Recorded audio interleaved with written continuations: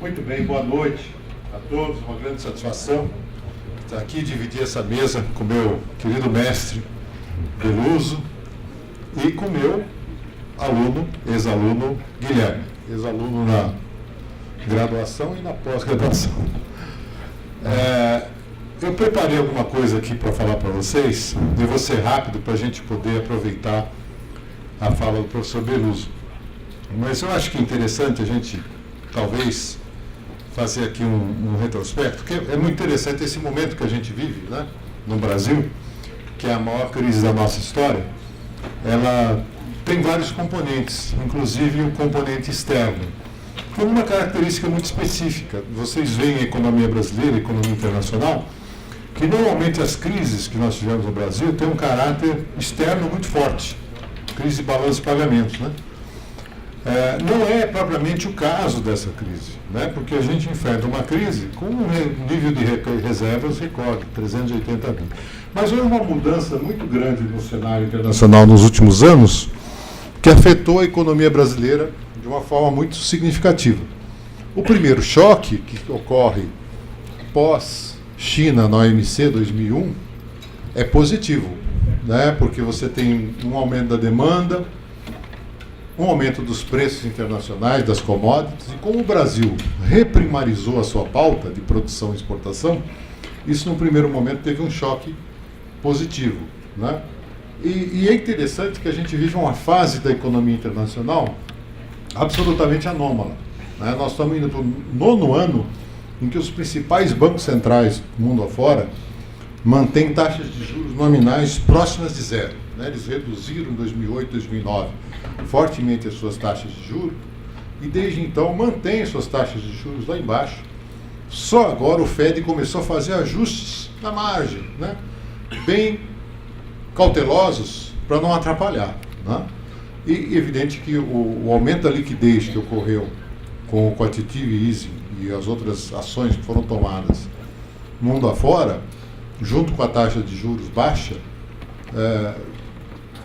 representou uma tentativa de reversão da crise, que a gente sabe que estruturalmente, evidentemente, não foi resolvida, mas amenizada com um pouco mais de crescimento em alguns países. Mas com uma mudança importantíssima, que foi o que aconteceu com a China.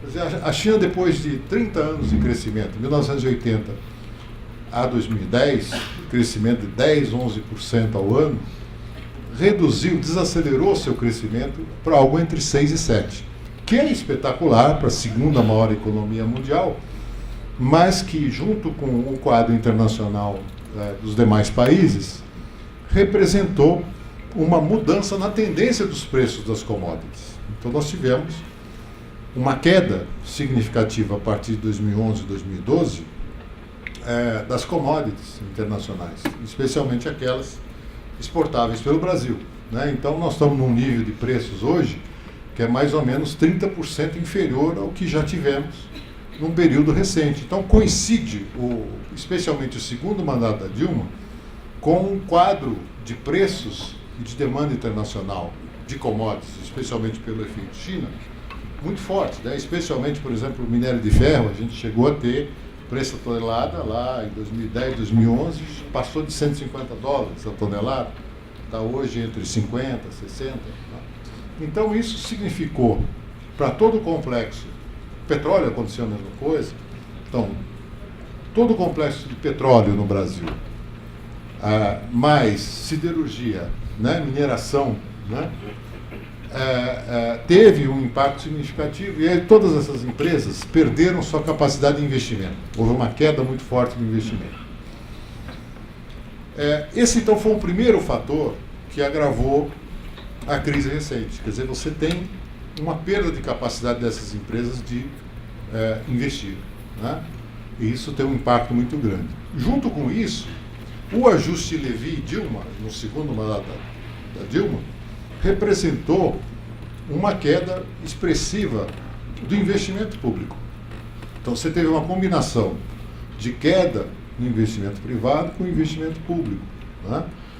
Mais recentemente, com uma atrofia também dos bancos públicos, especialmente BNDES, né? Então você tem um choque adverso, você não tem fatores que compensem, que ajam anticiclicamente a esse quadro de amenização, de redução da crise. Mais grave ainda, você teve a crise política, né, os desdobramentos da crise política que incorreram no impeachment e no pós-impeachment, que também tiveram impacto econômico, junto com o terceiro impacto, que foi da Operação Lava Jato e o combate à corrupção, né, destruindo grandes cadeias produtivas, inclusive além das que eu falei, de construção civil pesada. Né? Então, evidentemente, a combinação de todos esses fatores levou a uma queda fantástica do PIB, jamais vista para a economia brasileira numa intensidade tão forte. Nós tivemos uma queda do PIB no acumulado 2015-2016 de 7,2%. Né? 2 anos de queda acumulado, 7,2%. Agora, o que chama mais atenção é o terceiro item da direita para a esquerda, que é a formação bruta de capital, os investimentos. Né? Os investimentos caíram cerca de, no acumulado, 25%, 2015-2016, e continuam em queda. Né? Então, o nível atual do investimento brasileiro, formação bruta de capital, é cerca de 30% inferior a 2014. Quer dizer, essa é a dimensão real da crise, além de todos os outros impactos. Né? Então, isso denota uma queda muito significativa do PIB, e pior ainda do PIB per capita, né? Porque, evidentemente, a nossa população cresce menos, mas continua crescendo. Então, na verdade, o PIB per capita cai quase 10% nesses 3 anos. Né? Então, uma perda substancial, e o que mostra também, já antecipando, que quando se fala em recuperação, quer dizer, primeiro é muito cedo falar em recuperação, e segundo, que tipo de recuperação nós estamos falando? Nós estamos falando de inversão de sinal, é isso? Provavelmente isso. Pelo que a gente leu na mídia semana passada, 0,2 de crescimento no trimestre foi apresentado como salvação da lavoura. E, na verdade, infelizmente, denota muito mais um quadro de estagnação, né, de atrofia da economia, do que qualquer outra coisa. Então, esse cenário adverso vai bater onde? Vai bater no desemprego.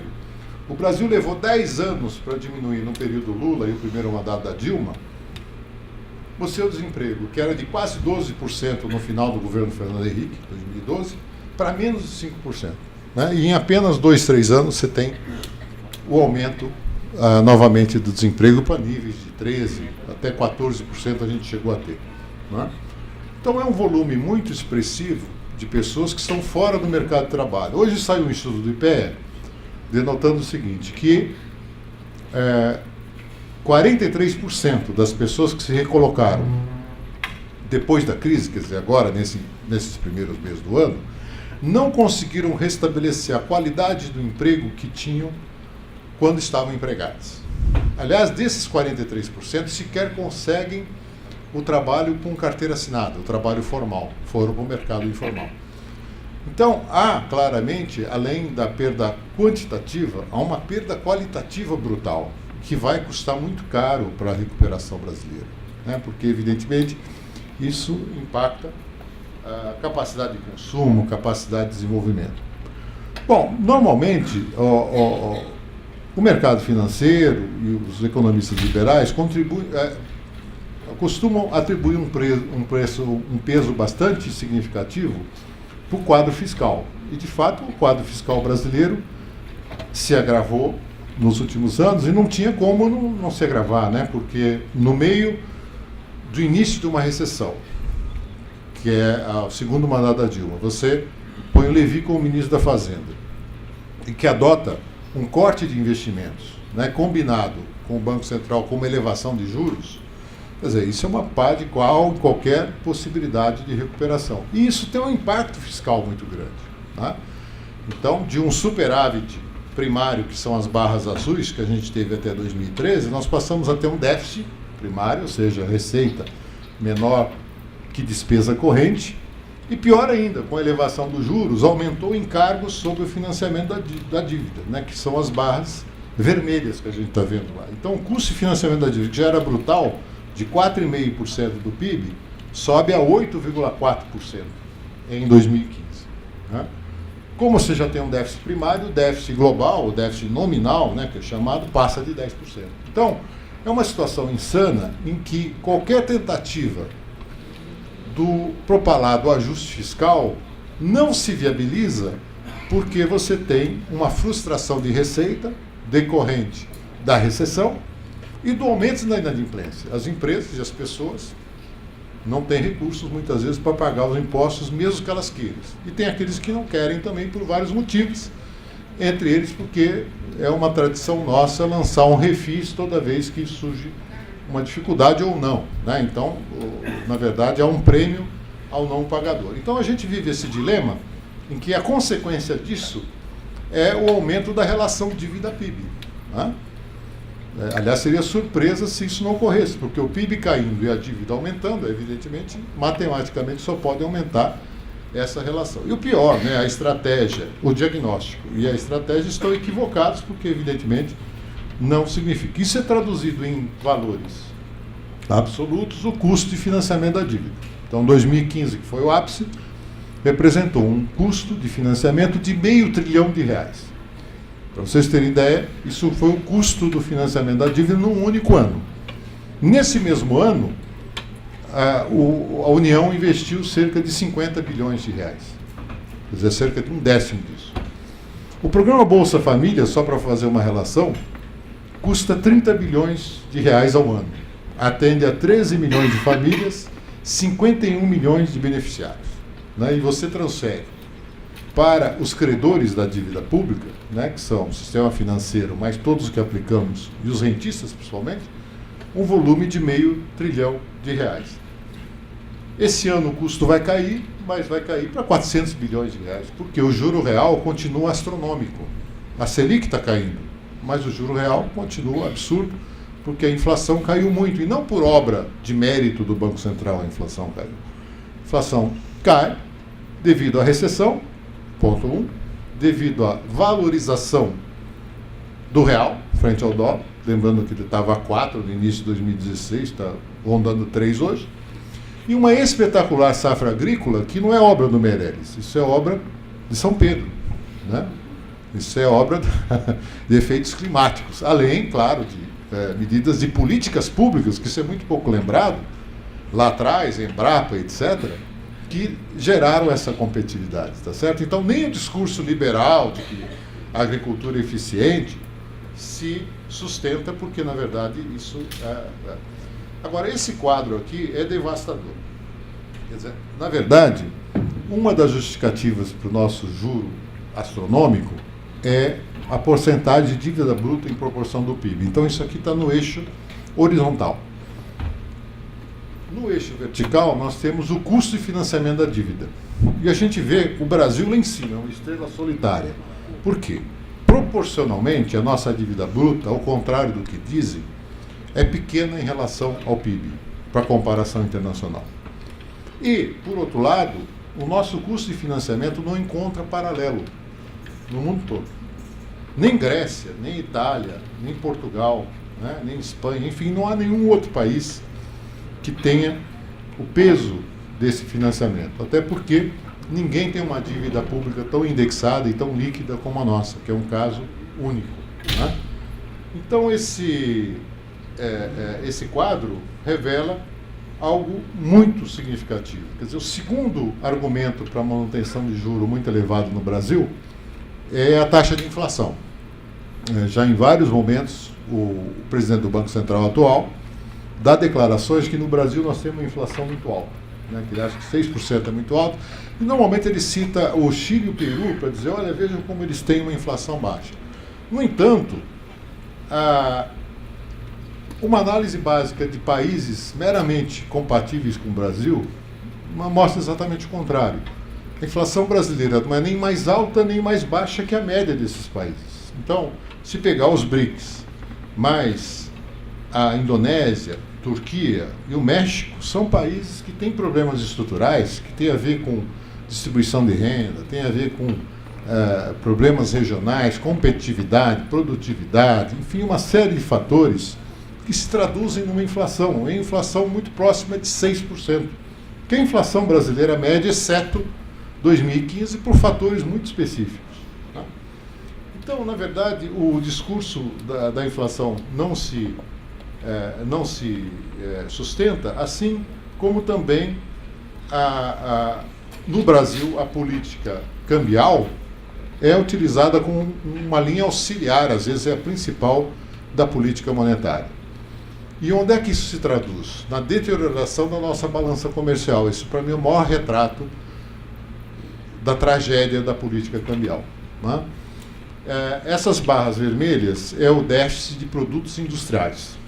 Então, nós temos o azul é a balança comercial total, vermelho, produtos industriais. Você vê que em 2007, por exemplo, há 10 anos, nós tínhamos um relativo equilíbrio dessa balança, e ela chega a um déficit em 2014 de 108 bilhões de dólares. Né? Então, houve uma substituição brutal da produção local por importações. Né?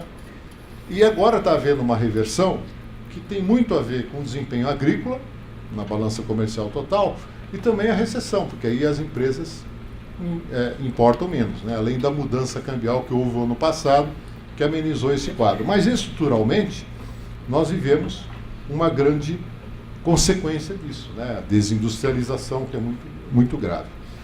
Então, quando você compensa tudo isso, a pergunta é, saímos da crise? Obviamente que não, a crise estrutural está aí, e conjunturalmente você pode ter um desempenho até estatisticamente positivo, né?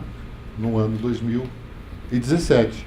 Mas será muito aquém do necessário para compensar as quedas anteriores. Né? Então, na verdade, grande parte da crise que o Brasil vive hoje, ela foi fabricada por uma pressão enorme que ocorreu de alguns setores, que em alguns momentos tentaram derrubar a economia para ver se o governo caísse junto, né? Caía junto. Uma pressão enorme da mídia, né, em cima dessa discussão, e ausência total de uma estratégia de fato de política econômica que vá além das metas de inflação e agora, pasmem, meta de déficit primário. Né? Uma coisa incrível que a gente tenha meta de déficit primário. Quando a nossa ex-presidenta, né, falou que ia fixar uma meta e quando atingisse essa meta ela seria revista, isso foi bastante ridicularizado. E há um mês a gente assistiu o Meirelles mudando a meta de déficit primário e sendo aplaudido. Né? Então você vê que, depende do momento, você tem uma situação diferenciada. Bom, mas eu quero parar por aqui para a gente poder ouvir o nosso professor Beluso. Muito obrigado.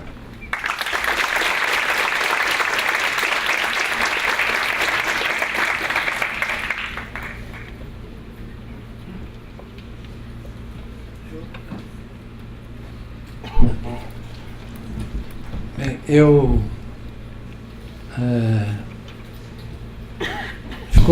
sobrou muito pouca coisa para eu falar depois da exposição do Lacerda.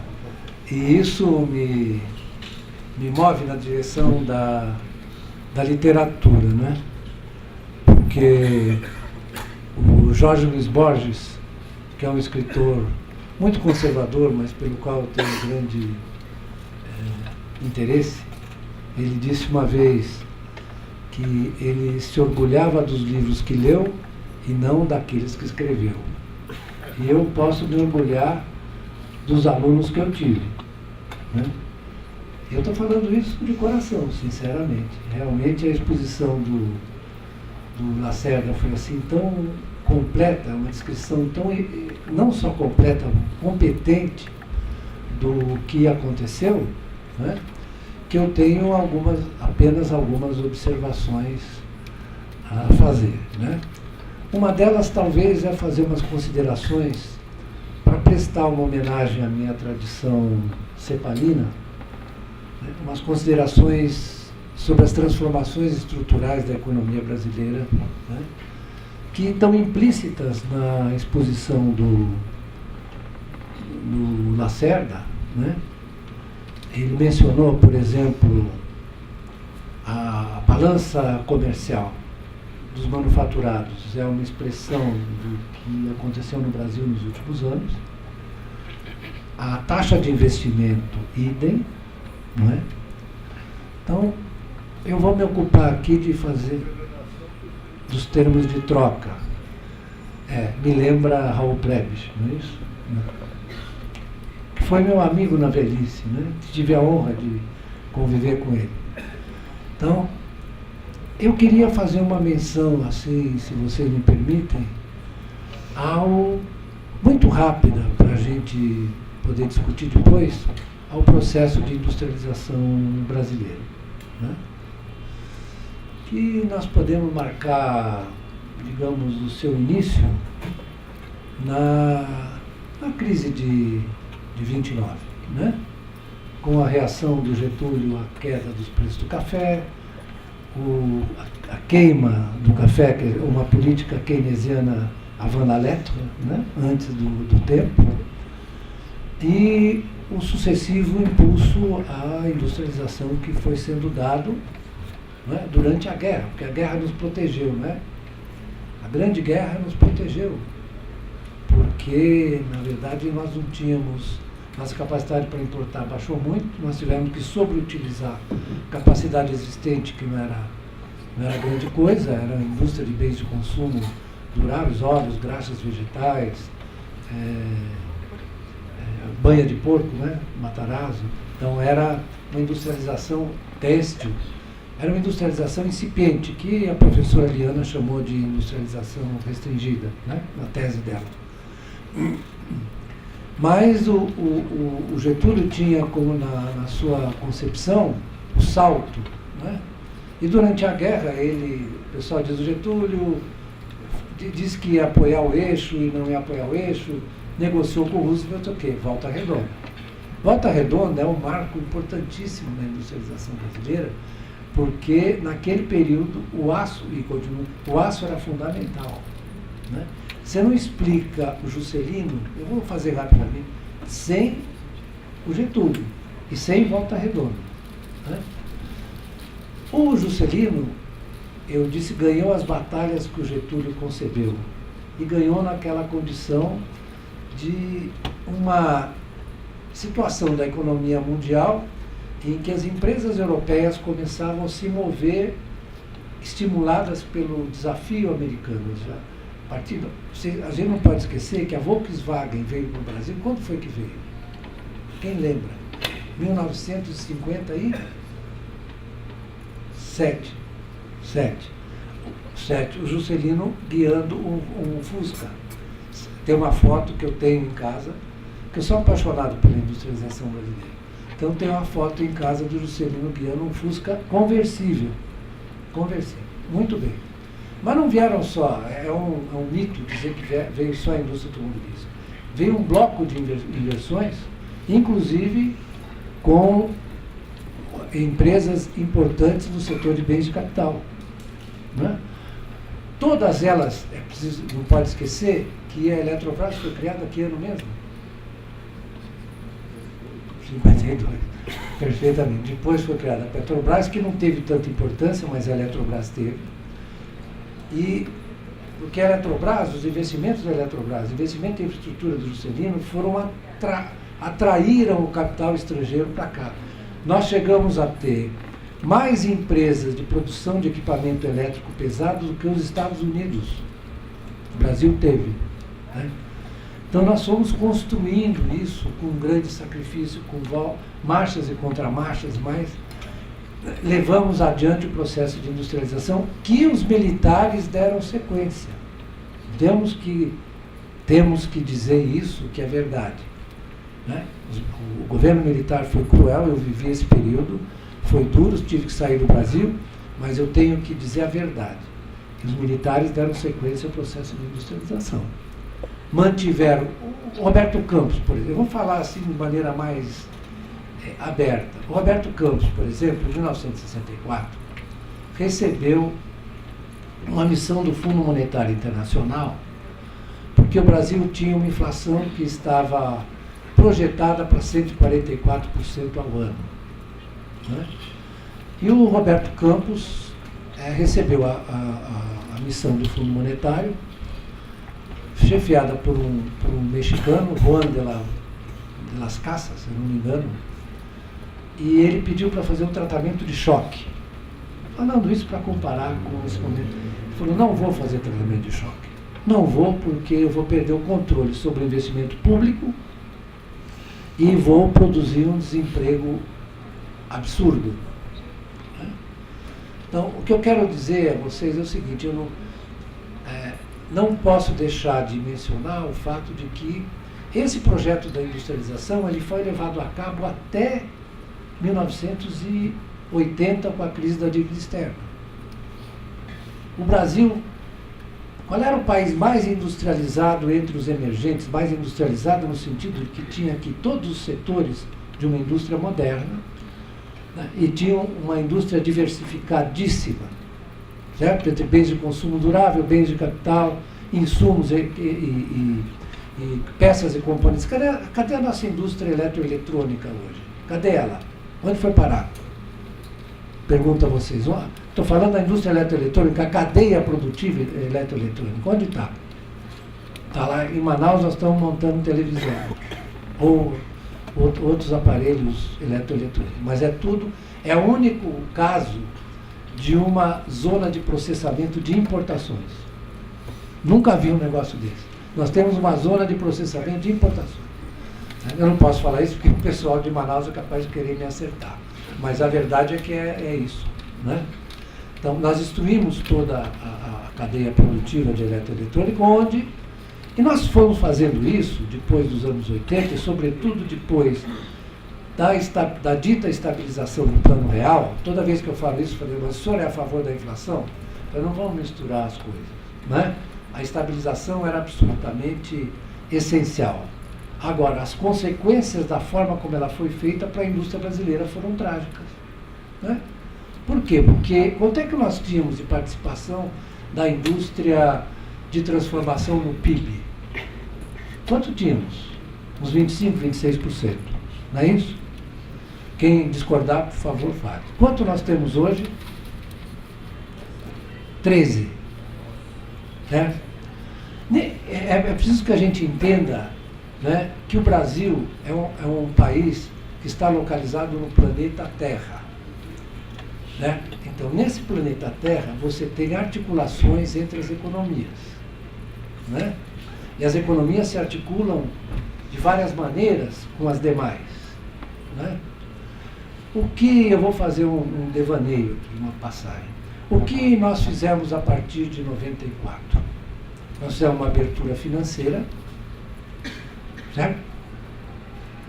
Ou seja, demos espaço para o livre fluxo de capitais, ou seja, demos poder enorme para os mercados financeiros, para fazer arbitragem e posições especulativas entre as moedas. E nós temos uma moeda que é engraçada, porque ela é, por um lado, ela é uma moeda não conversível, não é isso? A moeda não é conversível. Se você chegar no aeroporto de Frankfurt, eu não sei porque eu sempre falo Frankfurt, eu não gosto do aeroporto de Frankfurt, eu prefiro de Paris, mas tudo bem. Chega lá com uma nota de R$100, a mulher do caixa troca para você? Assim, não vai trocar. Então a moeda não é conversível. Vocês pensaram já num exportador francês combinando com um importador japonês, exportando perfume para lá? Vamos denominar em reais? Há possibilidade disso ocorrer? Não. Então a moeda não é conversível. Porém, é uma das moedas de países emergentes mais líquidas. Então tem mais volatilidade, mais sujeito às pressões. Por exemplo, agora, quanto é que está hoje o dólar? 13,11? 13,9? Ontem ele estava 13,9. Né? 3,9, perdão. Ele chegou a estar em 3,50. Então, agora, com o quantitativismo, como ele disse, nós sofremos um impacto tremendo, porque ela é uma moeda muito negociada nos mercados de derivativos lá fora. Eu achei muita graça hoje na história do Wesley. Diz que ele foi preso porque ele teve inside information. Né? Então tinha que prender todo mundo. Porque, na verdade, não é que ele teve inside information, é que o mercado financeiro produz a informação da qual eles mesmos se valem. Então é o seguinte, você tem quantos incidentes de manipulação com taxa de câmbio você teve nos últimos tempos? Teve um em 2014 que os ingleses iniciaram um processo criminal. O CAD iniciou um processo aqui sobre manipulação do câmbio, porque é o seguinte, os mercados ficam espalhando que, na verdade, todo mundo é igual no mercado de câmbio. O que é uma ficção, porque, digamos, o JP Morgan tem mais poder que o Banco Brasileiro. Aliás, entre os bancos incriminados por terem feito manipulação do câmbio está o JP Morgan, como estão outros bancos estrangeiros e alguns bancos brasileiros também. Ou seja, o mercado não é eficiente no sentido que você não tenha estratégias ganhadoras. Na verdade, você tem sim um mecanismo através do qual os bancos que podem fazer posição alavancada mais forte nos mercados, eles têm vantagem de carregar atrás deles o resto da macacada que não tem informação. Então, é um problema de produção da informação. Então, não é que tem informação assimétrica, é que tem uma diferença de poder enorme entre as instituições na fixação da taxa de câmbio. E durante o tempo inteiro nós vimos o quê? A arbitragem entre câmbio e juros aqui, né? Que encheu as pessoas de dinheiro, né? Encheram as instituições financeiras de dinheiro, com prejuízo para quê? Para a formação de uma taxa de câmbio que permita que as nossas exportações tenham vantagem sobre as nossas importações. Então eu estou dizendo isso pelo seguinte, vamos comparar, nesse momento que nós estamos fazendo essa coisa da abertura financeira e permitindo esse tipo de arbitragem, a China estava fazendo o inverso. Eu vou dar o exemplo da China, porque eu vou contar para vocês o seguinte, eu estava na Unicamp em 76 e os chineses tinham acabado de reatar relações com os Estados Unidos, o Kissinger e o Nixon, né? Eles vieram para cá porque eles queriam ver como é que funcionava o capitalismo brasileiro. Vieram perguntar como é que era a articulação. E olha como é que eles fizeram. Né? Como é que eles fizeram? São os bancos públicos financiando estruturas público-privadas de expansão. Eles têm hoje, por exemplo, o maior programa de energia renovável do mundo. São os maiores produtores de placas fotovoltaicas do mundo, né? Agora eles estão, realmente o crescimento deles caiu, porque não era possível manter 50%, a taxa de investimento de 50% do PIB, caiu para 35%. Né? Vocês terem uma comparação, o Brasil está hoje com 14%. Né? Eles vão caminhar na direção, outra vez, da infraestrutura, das cidades, da urbanização, que eles precisam botar gente na cidade, do consumo, expansão do consumo, porque é uma economia coordenada. Uma economia coordenada. O que o Brasil fez foi desmontar todo o sistema de coordenação da economia. E ainda nós insistimos na coisa que é preciso privatizar ainda o que resta. Porque as empresas estatais funcionavam como um provedor de externalidades positivas para o setor privado. Isso foi a história da nossa industrialização. Não haveria setor de bens de capital no Brasil sem os investimentos pesados da Eletrobras, da Petrobras, da Telebrás. A Telebrás nós também já destruímos, porque, na verdade, todo o sistema... Nós tínhamos um setor produtor de equipamentos de telefonia aqui. Nós tínhamos um centro de pesquisas da Telebrás em Campinas, que eu visitei muitas vezes. Acabou tudo. Acabou tudo. Né? Então, eu não consigo entender, e é muito difícil esse debate, que tem uma outra dimensão isso, não consigo entender como é que essas questões não são sequer tocadas na imprensa brasileira, na mídia. Falei agora com a Rosana, minha amiga palmeirense, né? Uma ótima pessoa, está falando com ela, não há debate público sobre essas questões. Você liga a Globo News, as pessoas repetem as coisas assim, de maneira automática, né? E isso me leva a uma consideração, a considerar um fenômeno que está ocorrendo no mundo contemporâneo, né? Que não é a sociedade de massas mais, é a automação psíquica das pessoas. Elas repetem aquilo que elas veem nas mídias, elas repetem, você vê um programa da Globo News, eles repetem a mesma coisa. Tem lá uma moça, não vou falar mal dela, mas é uma moça chamada Juliana Rosa. Se ouve a Juliana Rosa, você fica desesperado, porque aquilo é, na verdade, uma espécie de ritual, né? Parece uma coisa assim religiosa. Eu que fui seminarista dos jesuítas, sou muito sensível para essas coisas religiosas, assim, rituais, né? Muito chato. Então, a gente tem um outro fenômeno, que é o fenômeno da automação psíquica, que essa sociedade está produzindo, por conta de todos esses negócios que vocês têm aí, ficam olhando esse negócio aí, esse troço aqui, né? É automação psíquica.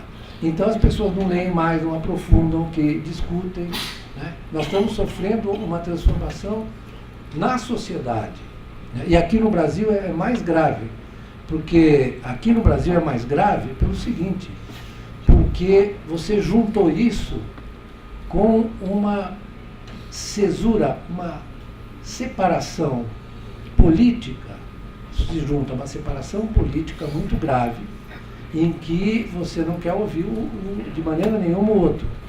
Não há nenhuma possibilidade. Hoje um jovem amigo meu foi na minha casa e disse que não consegue racionalmente discutir com os amigos, porque os amigos, bem formados, formados na poli, etc., etc., não conseguem ouvir o argumento do outro.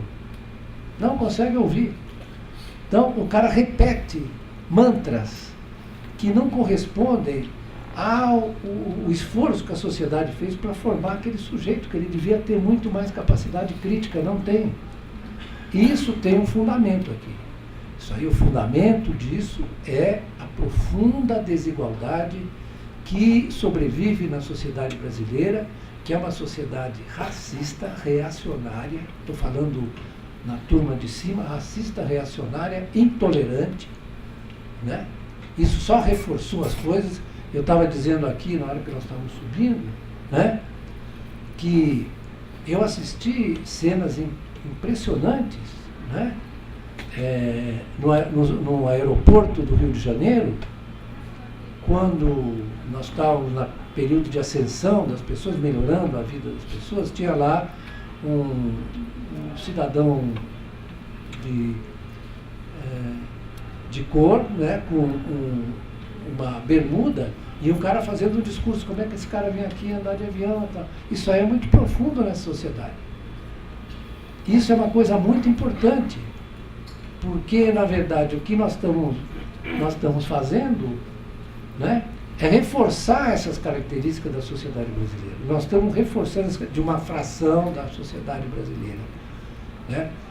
A questão da igualdade, da liberdade, essa questão não passou aqui, essas questões republicanas não passaram aqui direito. Nunca passaram. Nós tivemos a impressão de que nós avançamos, mas na verdade essa marca, esse peso dessa formação social não desapareceu. Então, isso prejudica muito o debate, reforça as características ultramodernas que você tem com o uso dessa automação psíquica. Porque as pessoas não conseguem refletir mais, elas não conseguem decodificar corretamente as questões. Por exemplo, né, hoje há um número enorme de linguistas que se interessam pela linguagem econômica. Né? Enorme, que eles começaram a ver o poder de persuasão que a linguagem econômica tem. Eu vou dar um exemplo para vocês.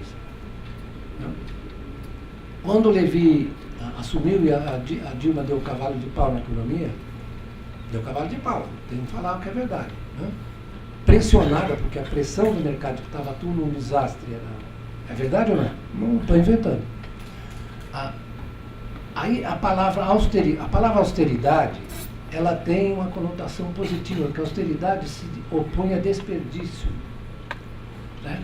Então você começou a bater na história austeridade. As pessoas falam, não, de fato, usando a sua experiência pessoal, eu preciso de austeridade na minha casa, porque eu preciso controlar meus gastos e evitar o endividamento excessivo.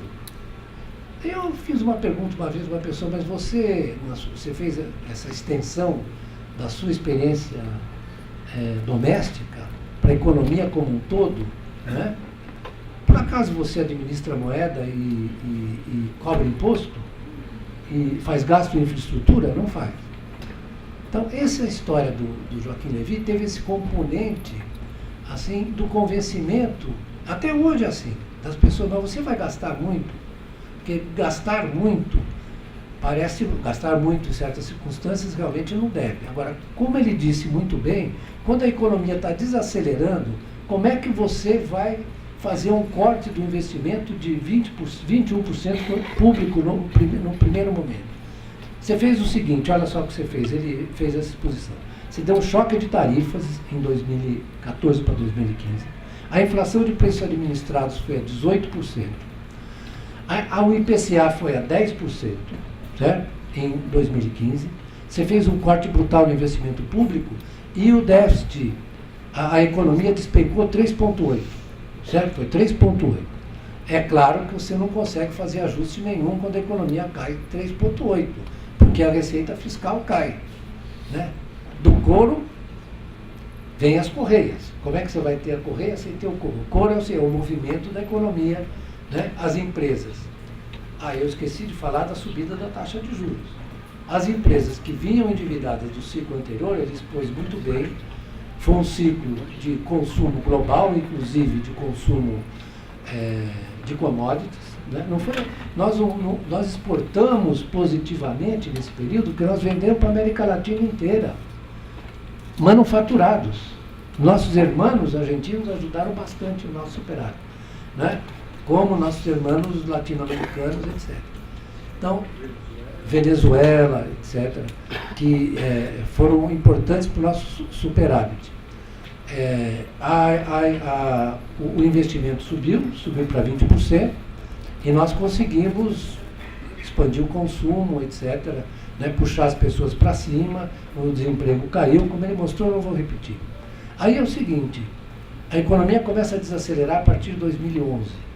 Ela é 3,9, depois 2 e pouco, 1, não sei o quê, 0,5 em 2014, que não quer dizer nada. 0,5 e nada é a mesma coisa. Né? Meu professor de estatística, Austragélio Spínola, dizia, quando você trata de agregados muito grandes, a segunda casa não vale nada. Certo? Depois da vírgula. Não façam isso porque vocês estão fazendo um negócio ruim. Agora, eu comparei esse cavalo de pau a um pugilista, né, que veio no primeiro round, levou lá umas cacetadas, né, e vai para o corner. Aí o treinador, vocês veem luta de boxe, né? O treinador, em geral, joga água, passa uma toalha, um ventinho. Não, mas o treinador deu um murro na cabeça dele. Aí ele, que já vinha agora, desmaiou. Né? E desmaiou durante 2 rounds seguidos. 2015 e 2016, e continua desmaiado. Ele está desmaiado. Aí ele dá um respirozinho assim, você fala, está recuperando. Não, respirozinho, está recuperando. Olha que ele está respirando. Aí é o seguinte, vamos falar francamente, vou terminar assim, vamos falar francamente. Essas questões estruturais não estão na mesa, porque a gente não está discutindo isso. Como é que você vai articular outra vez o desenvolvimento brasileiro? Nós discutimos apenas o que as questões macroeconômicas, que são importantes, mas na verdade que são subalternas se você olhar a questão da articulação da economia. Né? O que aconteceu vou falar em relação à economia como área do conhecimento. Não vou falar ciência, porque não vamos esculhambar com a ciência. Né? Então, eu sempre mando o cara falar ciência, vai ler o livro do Einstein sobre relatividade geral, né? Para ver o que ele fala da ciência. Mas, enfim, não é o caso. Mas, enfim, vamos falar de uma área do conhecimento importantíssima, porque ela é importante na vida das pessoas. Né? Então, é muito importante. Então, por exemplo, o que é importante hoje em dia na discussão macroeconômica? É como é que se constitui, como é que se financia o orçamento público. Como é que se compõe o gasto público. A gente está discutindo isso, não? que financia, ninguém quer. Por quê? Porque eles querem dizer que sem a reforma da Previdência não vai. E quem é que financia quem? Pega a estrutura tributária brasileira para vocês verem o que desastre que é. 55% da receita fiscal é composta de impostos indiretos. É uma tributação de uma injustiça inacreditável. Né? Por exemplo, vou dar um exemplo. Dividendo não paga imposto. Qual foi o fluxo de dividendos no ano passado? Foi 276 bilhões. Não se pagou um tostão de imposto sobre dividendos. Falar, não, mas já pagou, olha só, a empresa pagou dos lucros acumulados. Pois está errado. Devia aliviar os lucros acumulados para incentivar que as empresas acumulem resultados para poder alavancar o investimento depois. Não. Você permite que, na verdade, as pessoas recebam como rentistas, né, o dividendo, né, que não paga nada. E quem é que recebe dividendo? Quem é que recebe dividendo? É o empregado lá da Volkswagen? Ou é o dono da Volkswagen? Então aí é uma questão de justiça fiscal. Né? A outra coisa, eu estou dando um exemplo, né? Os impostos sobre herança, sobre propriedade em geral, são ridículos no Brasil. Né? Teve aqui, eu acho que não foi aqui que teve, foi na USP que eu não fui. Teve a nossa amiga lá que escreveu um livro interessante sobre a estrutura tributária, né? Em que o IPEA também fez um estudo interessante, os dois meninos lá, que foram alunos lá da Unicamp. Então, eles mostram claramente que é impossível você, na verdade, ajustar a situação fiscal sem pensar na forma como você financia o gasto aqui. E a outra coisa gravíssima é que nós temos que separar definitivamente os gastos correntes dos gastos de investimento. Porque quando você tem que fazer algum ajuste, o que você corta? Por que você corta o investimento? Porque ele não é um gasto obrigatório. Certo? Nós precisamos discutir isso profundamente, porque isso tem implicação, sim, na vida das pessoas. Tem implicação na vida das pessoas. Né? Quando o pessoal fala em política keynesiana, eu começo a rir, porque eles estão falando de strawman, de coisas que não existem. O que o Keynes falou? Keynes falou o seguinte: essa economia tem instabilidade. Né? O investimento é o fator crucial da instabilidade. Estou simplificando, né? Mas ele falou isso.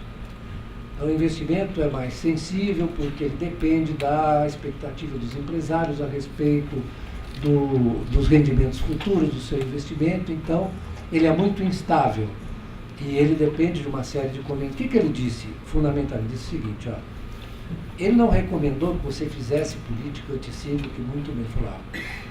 Política anticíclica é só em caso de emergência, mas o que você deve fazer mesmo é ter um orçamento de investimento. Para quê? Para que a economia não flutue. Então ele tem um debate, num dos volumes que ninguém lê porque é de cartas, ele diz o seguinte, para um discípulo dele: você está muito preocupado com a cura, eu estou preocupado com a prevenção. Então é preciso que, numa economia como essa, o Estado socialize o investimento. Socialize o investimento. Ou seja, o que quer dizer socializar o investimento? É dar um horizonte longo para quem vai investir. Né? Porque ele conhecia as relações entre o investimento público e o investimento privado. Coisa que nós fizemos durante muitos anos. Socializamos o investimento para dar horizonte para o setor privado investir. Né? Mas a macroeconomia moderna fala o seguinte: eu li outro dia, morri de rir, porque não é possível que isso sobreviva. Que se o governo investe muito, ele expulsa o setor privado. Né? Teoria do crowding out. Quer dizer, se o governo começa é como se a poupança, que é outra coisa inacreditável, a poupança, né, se fosse lá uma espécie de um cofre, você vai lá e pega uma parte da poupança, o Estado pega uma parte da poupança para investir, aí sobra pouco para o setor privado. Quer dizer, isso é uma ideia sobre a formação da renda, sobre o papel do gasto na formação da renda, que não é pré-keynesiana, ela é da idade da pedra. Né? É um negócio inacreditável, o cara não tem a menor noção de como se forma a renda. Né? O mesmo argumento eles usam do BNDES, porque o BNDES, como vocês sabem, ele expulsa o setor privado. Não é que o BNDES financia, investe, e aí financia o setor privado investe e produz renda, produz emprego que vai gerar demanda para outros setores, né? Tem um efeito multiplicador, né? Efeito multiplicador. Então, se o BNDES sai, o setor privado vai financiar a longo prazo, né? Com taxas de juros de 4% real ao ano. Quer dizer, você vai construir vai fazer um investimento em infraestrutura de 20 anos e o cara vai carregar uma dívida de 4% real ao ano. Quebra. Eles não se dão conta de que os ativos reais do setor da infraestrutura são ativos ilíquidos. Ou você pega uma estrada, que você ganhou a concessão, aí você pega a estrada e vende. Né? Quero vender a estrada, não quero mais a estrada. Né? É claro que você não pode fazer, você pode vender os ativos que dão direito sobre a estrada. Né? Você pode transferir a propriedade dos ativos, você não pode vender a estrada. Né? É ilíquido. Não é isso? Então, sem o financiamento adequado para a infraestrutura, você não vai sair do lugar. Essa TLP que está em cima da NTNB, da letra, isso aí ninguém vai tomar. Você conversa com os empresários, eles não vão tomar. Ninguém é louco. Né? Aí eles dizem, não, mas então precisa tirar o subsídio, porque o subsídio é uma coisa injusta. Quando você discute o subsídio, você tem que ver quais são os efeitos que o investimento produz. Ele produz investimento sobre o quê? Sobre a renda, sobre o emprego e sobre a receita fiscal. Não é isso? Parece óbvio, né?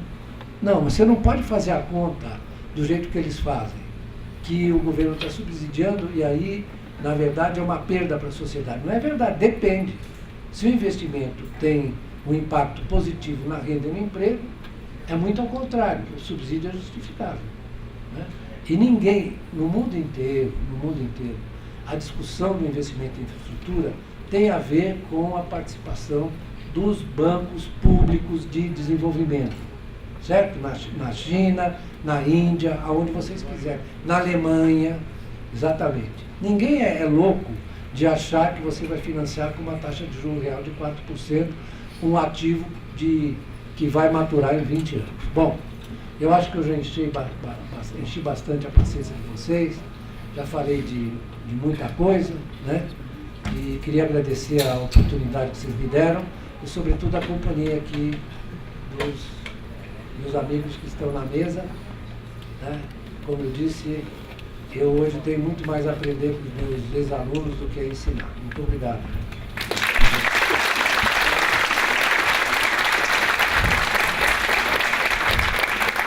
E isso porque ele disse que não tinha muito o que falar, viu, gente? Mas tive a honra de ser aluno do professor Beluso e, mais do que isso, contar com ele na minha banca de doutorado. Então, uma grande satisfação. Aprendi muito com ele e continuo aprendendo a cada dia. Então, isso é muito bom, né?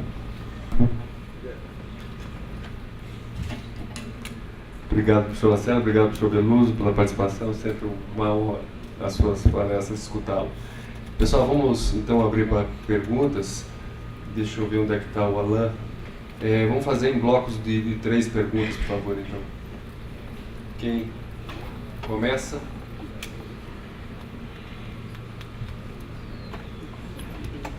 Boa noite a todas, a todos. Meu nome é Rodolfo, eu sou aluno do mestrado. Boa noite, professor Lacerda, professor Beluso, Guilherme. O professor Beluso já comentou um pouco a respeito desse projeto que está tramitando no Congresso Nacional da mudança TJLP para TLP. Gostaria de saber um pouco da opinião do professor Lacerda a respeito Também queria colocar aí para a mesa a questão se é possível uma reindustrialização do país com uma estratégia de desenvolvimento econômico para o futuro. E também a questão da indústria 4.0, que é uma questão que nos demais países já está acontecendo, mas aqui no Brasil ainda não está muito embrionário, está muito no início ainda, ninguém fala muito disso. Então eu queria colocar aí para discussão na mesa. Obrigado. Obrigado, Rodolfo. Próximo. Próxima pergunta.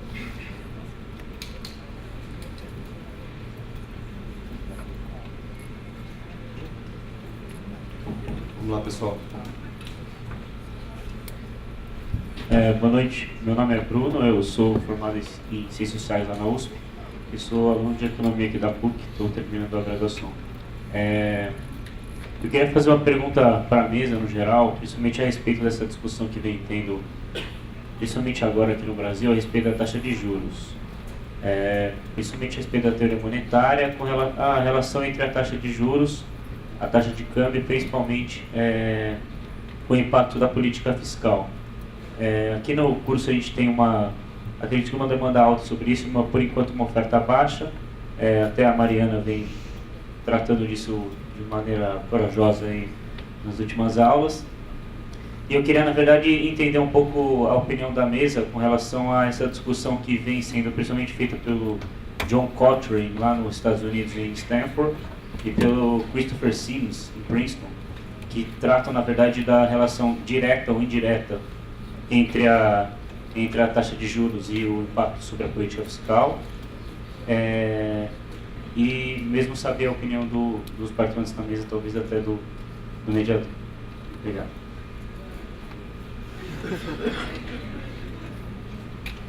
Próximo, gente.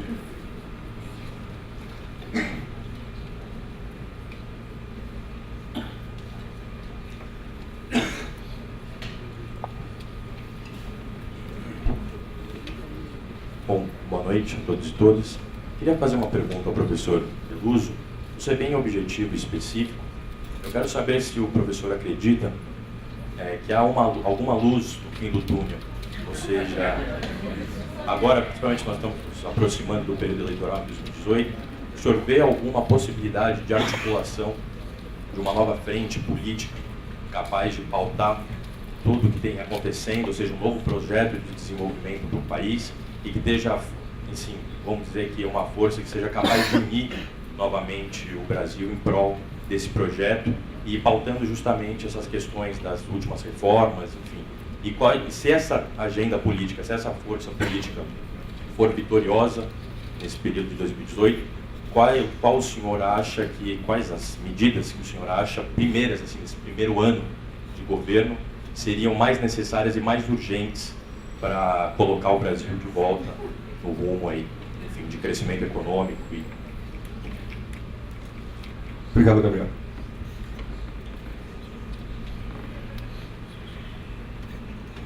Quer deixar para o próximo bloco? Para não acumular? Pode ser? O senhor Lacerda quer começar? Bem, o Rodolfo sobre TJLP e TLP, né? Eu tive a satisfação, viu, Rodolfo? Satisfação não, aquilo foi terrível também, né? Porque o outro lado estavam algumas figuras que são conhecidas no debate público do lado dos liberais, né? Numa audiência pública no Senado, que discutiu, aliás, você falou que estava tramitando, mas sabe que foi aprovado. Foi aprovado na terça passada, então a TLP vale a partir de 2019, mais ou menos. E, como o professor Beluso já muito bem salientou, isso é a pá de cal no investimento, porque o BNDES é o único instrumento de financiamento de longo prazo que você tem, né, dado o contexto do mercado financeiro brasileiro. Se você tira do BNDES a taxa arbitrária, que é a TJLP, que hoje é de 7%, né, e que em alguns momentos representava a metade da Selic, e lembrando que a taxa ao tomador final é muito maior do que a Selic, Então você está simplesmente acabando com a única fonte de financiamento que você tem. Né?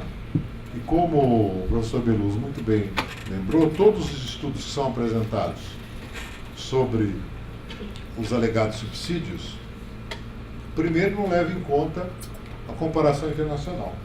Né? Porque a China, por exemplo, financia investimento a taxa de juros zero, próximo de zero.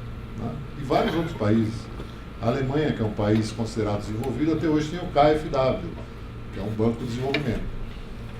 E segundo, porque não leva, como também lembrou o Beluso, o efeito multiplicador dos investimentos, as suas externalidades. Então, quer dizer, é um samba numa lata só, eles ficam só apontando a diferença para o tesouro no curto prazo. Né? Então, é uma fotografia, eles fazem um cálculo contábil, que até pode ser feito, mas, na verdade, você tem que usar a economia aí, né? Usar a dinâmica macroeconômica. Então, é terrível. E o que isso tem a ver com desindustrialização? Tem tudo a ver, porque BNDES é uma das fontes de financiamento da indústria. Se você já não tem uma política cambial favorável à produção, se você não tem política monetária favorável à produção, não tem política industrial e mata o financiamento, quer dizer, você vai enfrentar o desafio da indústria 4.0 sem nenhum desses elementos. Com todos esses elementos seria já difícil, porque é uma mudança fantástica, né, na estrutura, na dinâmica da economia. Então, quer dizer, na verdade, é terrível esse processo, porque o mundo está em movimento e nós estamos regredindo, né, em função, muitas vezes, das próprias decisões que são tomadas aqui. Bom, e o Bruno pergunta dessa discussão, né, sobre o impacto da taxa de juros e da política fiscal. Bom, eu tentei mostrar aqui nos dados rapidamente, mas o fato é o seguinte, quer dizer, não há política fiscal que resista a uma taxa de juros praticada ao longo de tanto tempo num nível tão alto quanto o Brasil. Né? Então isso tem vários impactos, tem impactos sobre toda a economia, mas sobretudo pelo lado fiscal. Né?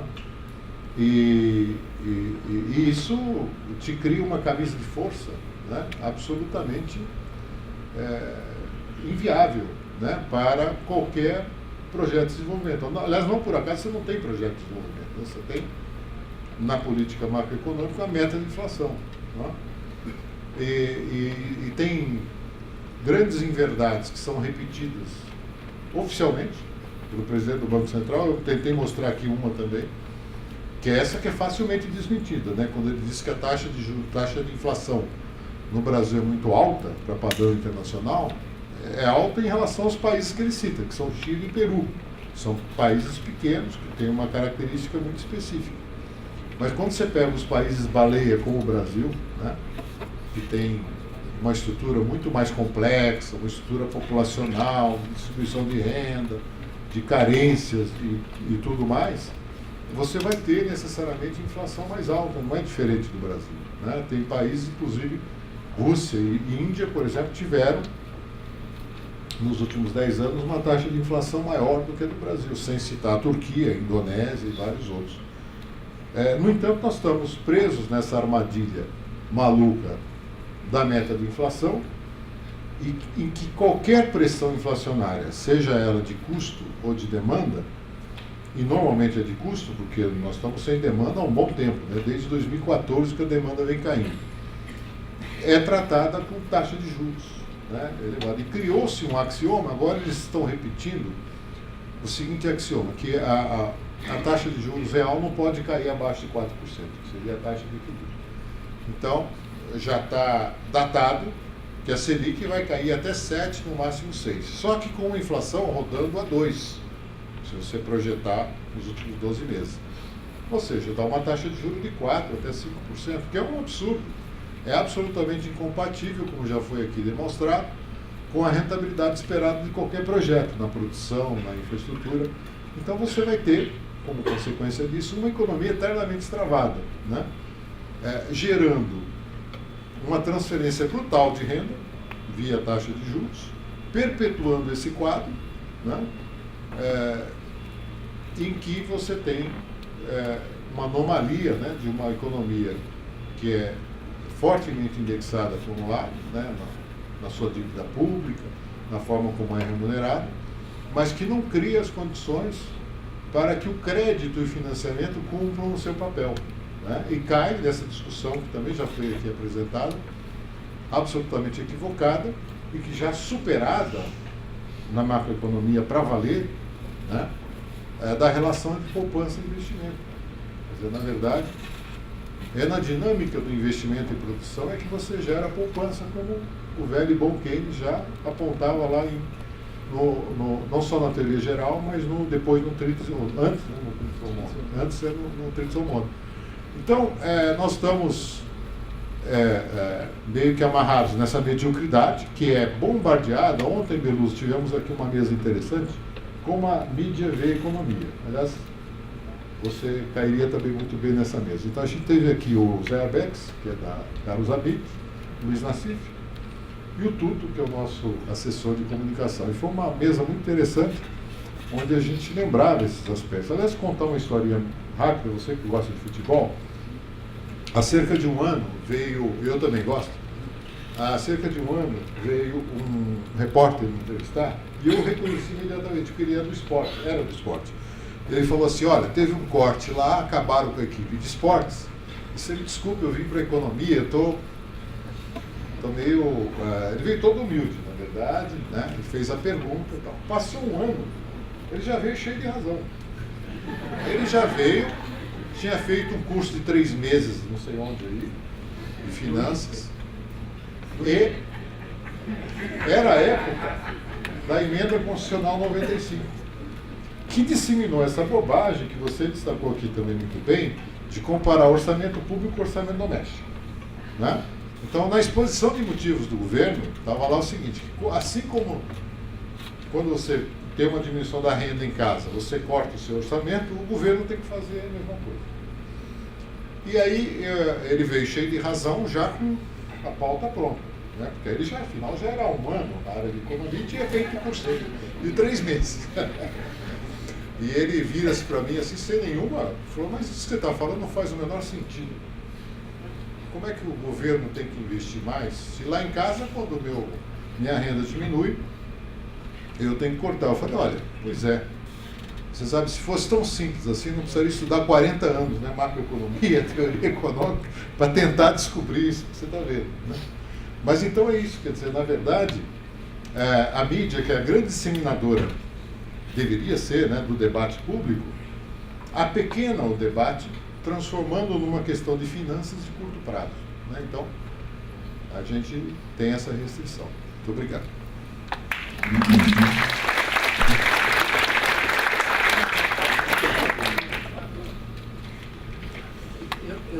Eu estou sem, Rodolfo primeiro, eu estou sem caneta, Rodolfo, obrigado. Bom, a TJLP e a TLP, o Lacerda já falou o que eu acho, eu já falei na minha exposição. Eu vou falar da indústria 4.0, se você concordar. Então, essa é a grande questão do momento. São duas questões, né, que foram suscitadas pela essa transformação tecnológica que nós estamos observando, que ela já vem de trás, mas ela está se acelerando e está se intensificando. Eu chamei isso, vou fazer aqui uma propaganda meio a Sorrelfa, vamos dizer, no meu livro que eu escrevi com o Gabriel, Manda Quem Pode, Obedece Quem Tem Prejuízo, né? Eu chamei isso de hiperindustrialização. Então, é só para localizar a questão, talvez, estou tentando localizar a questão de uma maneira mais clara. Por que eu chamo de hiperindustrialização? Porque as pessoas acham que industrialização é você ter um conjunto de fábricas. Não é. Industrialização é uma forma de produzir, é um método de produzir que substituiu a energia humana ou animal pela energia inanimada. Começa com o carvão, vai para o petróleo, vai para a eletricidade e agora vai para outras formas de energia não renovável, né? é um processo em que a força humana, a capacidade humana, a destreza humana é substituída. Isso teve um tal de Karl Marx que escreveu isso no primeiro volume do Capital. Hoje até estava mostrando para o rapaz, olha aqui, leia, eu li trechos. Se vocês estiverem interessados em avançar, leiam trechos do Grundrisse, no capítulo que fala chama-se o estudo das máquinas. Ele fala tudo. Como é que, na verdade, a automação está implícita nas forças produtivas criadas pelo capitalismo. E tem gente que hoje diz que a indústria não é importante. Né? A indústria é cada vez mais importante. Para a agricultura brasileira, o agronegócio é eficiente por várias razões. Porque tem financiamento do Banco do Brasil, teve a Embrapa porque ela se tecnificou. Se você vai a Sinop, vai numa fazenda e olha lá como é que é. É um processo industrial. É um processo industrial, certo? Os serviços. Hoje eu estava vendo a Globo News, eu tenho essa mania. Globo News. E tinha uma matéria sobre o oferecimento de serviços de advocacia através de várias plataformas, etc. Você vai desempregar advogado para chuchu, oferecido pelas empresas. Então você vai ter esse problema do avanço tecnológico. Isso na manufatura, isso já está sobredeterminado. Né? A Foxconn, por exemplo, ano passado, ela importou 1 milhão de robôs na China. 1 milhão. Então, você vai numa fábrica da Foxconn na China, não tem ninguém. Eu fiquei sabendo outro dia, né, que a fábrica de massas italiana, Barilla, fábrica de massas, Barilla, é totalmente automatizada, não tem quase ninguém. É um macarrão, é uma massa produzida e controlada a qualidade, tudo automaticamente. Então você tem a indústria 4.0 é automação e sistemas de controle e de avaliação que substituem várias funções que eram exercidas por gente. Né? Porque não é só que você afeta o modo de fazer, se afeta também o controle de como você faz. Isso é tudo feito através de plataformas que substituem completamente. E digo mais, daqui a pouco você vai substituir também, do jeito que a coisa anda, substituir também com ensino à distância, substituir professor também. Né? Não sei se é bom, porque você separa, você impede o contato humano. No ensino, o contato humano é fundamental. Né? A simpatia, a empatia do professor com o aluno, isso tudo é muito importante. Né? Mas você vai substituir várias funções burocráticas, funções rotineiras e também funções não rotineiras. O que isso vai produzir é uma separação. Não sei se vocês viram, e eu vi com muito interesse, as manifestações do inventor do Facebook, como é que é o nome dele? Isso, o Zuckerberg disse que está muito preocupado com esse avanço das tecnologias contemporâneas. Internet das coisas, a robotização, etc. Ele está propondo que se adote um programa de renda básica, de renda mínima, nos Estados Unidos, porque ele está vendo o seguinte, e nos Estados Unidos o que você está assistindo?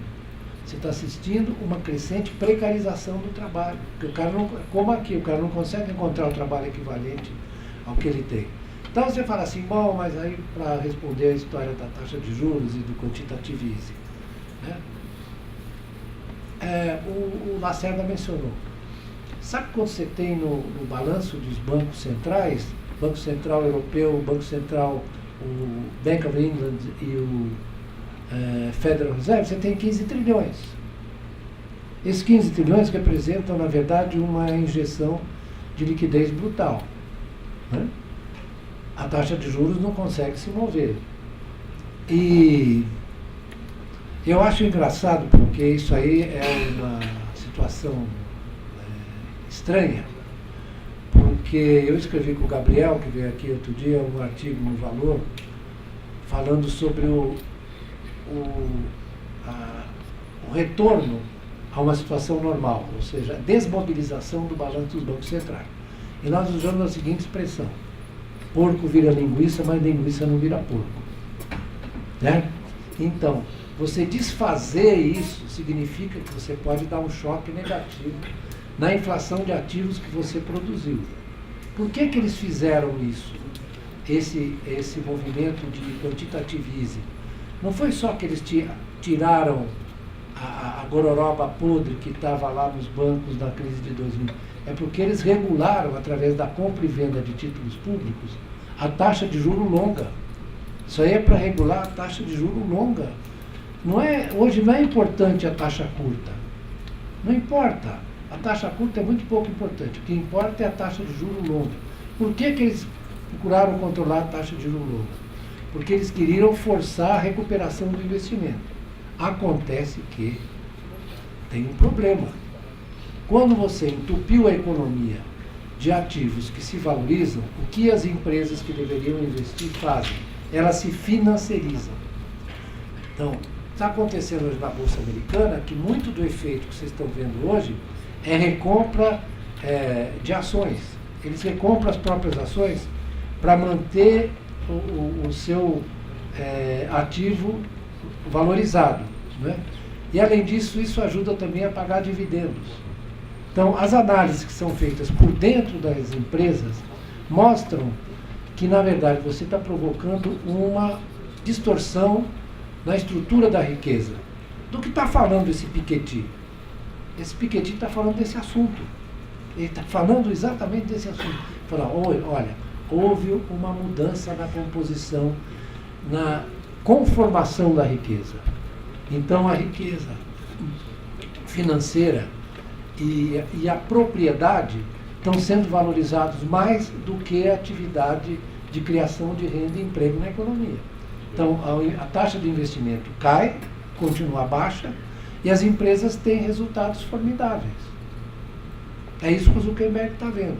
Você junta isso com a indústria 4.0, as duas coisas estão coladinhas. Né? Porque você vai, na verdade, é um processo de crescimento do papel da riqueza financeira e, ao mesmo tempo, redução brutal de custos no que diz respeito ao custo salarial. E aí é o seguinte, né? Você está reduzindo o papel dos salários como fonte de demanda. Você reduz o custo, porém reduz, tá certo? Como fonte de demanda. Então você está fazendo um movimento contrário ao que nós observamos dos anos no Fordismo para frente. Você foi botando cada vez mais gente na produção, cada vez mais assalariamento, cada vez mais demanda. Depois do pós-guerra isso foi fantástico, né? A Alemanha fez isso muito bem, os Estados Unidos também fizeram, os países europeus também fizeram, e nós fizemos num certo sentido. Né? Vocês olharam no período de industrialização, quanto crescia o emprego industrial? Crescia uma barbaridade. No período do milagre brasileiro, cresceu 9,3% ao ano o emprego na economia, sendo que boa parte disso era emprego industrial. E é isso que, você já imaginou agora os problemas que nós vamos enfrentar com a indústria 4.0, com esse programa, você me perguntou no programa, de recuperação da economia, com esse programa que está aí, eu acho o seguinte, né? A primeira coisa que nós temos que fazer é enfrentar a questão do desemprego.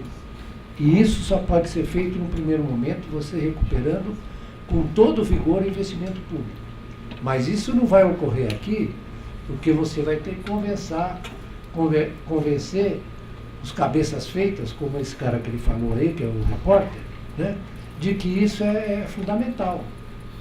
Né? Eu me lembro sempre, eu vou dar um exemplo histórico aqui meio chato. Eu me lembro sempre do que aconteceu depois da crise de 29, né? Na Alemanha. Por que eu vou lembrar da Alemanha? porque a Alemanha foi um dos países que levou o impacto mais forte da crise de 29, sobretudo depois da quebra daquele banco austríaco, lá, o Commerzbank, né? E o governo alemão, que era o governo dos social-democratas com os católicos, o partido do centro, o primeiro-ministro, né, dizia que era preciso fazer austeridade para recuperar a confiança dos mercados. Os mercados estavam em colapso, né, como estão aqui em colapso. Aí o que acontece? Você abriu espaço para a ascensão do nazismo, do Hitler, né? E aí o que o Hitler fez? Hitler fez uma tremenda centralização do controle da economia. É mentira que houve uma estatização. Não houve estatização. Houve uma privatização completa do Estado alemão. As empresas grandes, Krupp, Siemens, etc. Basta vocês assistirem, se vocês gostam de cinema, eu também, assistirem o filme Os Deuses Malditos, do Quino Visconti. Esse filme mostra qual foi o processo de apropriação do Estado alemão. E, nesse sentido, essa apropriação do Estado significa o seguinte: você fez uma centralização do controle que está sempre implícita numa economia capitalista quando ela está em crise. Eles montaram uma empresa paraestatal, você sabe, eu dei essa aula para você, não foi? A MEFO, e eles começaram a emitir dívida, porque o Estado não podia emitiram dívida, né, para vencer o preconceito dos alemães contra a emissão de dívida pelo Estado, e recuperaram, a economia se recuperou rapidamente. Em 1930, quanto é que era o desemprego na Alemanha? Era cerca de 30% da força de trabalho, tá bom? Os caras comiam cachorro na rua, matavam cachorro para comer. Em 1936, o desemprego era 3%. Né? Foi uma coisa de uma violência, e essa violência, é só ler o Karl Polanyi, que ele vai explicar, que a violência se explica pelo fato de que a desgraça era muito grande. E o povo alemão... Mas como é que o povo alemão apoiou o nazismo? O povo alemão apoiou o nazismo porque ele se agarrou ao nazismo como um bote salva-vidas que eles não estavam aguentando mais. Que o Polanyi fala, olha, não confundam esse tipo de processo de nazificação, ele nasce de uma defesa da sociedade contra os desacertos do mercado. Né? Eu não quero continuar porque acho que é suficiente, né? Já foi demais. Ok.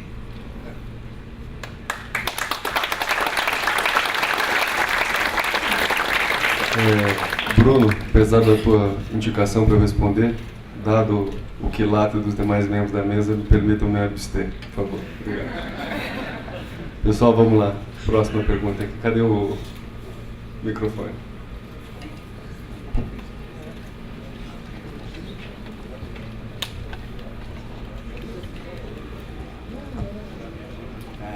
Primeiramente... perguntou, foi. Eu não respondi, né? Então, eu vou responder. Desculpa. Não, vou responder. O Gabriel?